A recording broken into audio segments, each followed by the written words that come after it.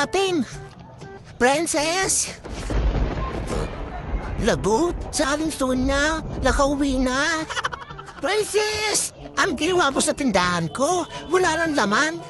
Tinikma ko na naman po yung mga parinda nyo, Aling Sonya eh. Kasi ang sasarap nila. Diyos niyo, inubos mo lahat? Wala ka ba lang tinira?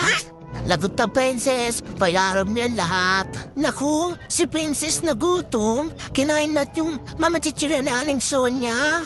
Tawagin mo si Tere. Bayaran lahat yan ang kinain mo. You're boring, Sonya. Magagalit ang buko ni nanay. Ayaw mo, ipapabarangay na lang kita. Tatuwagin ko yung tanod.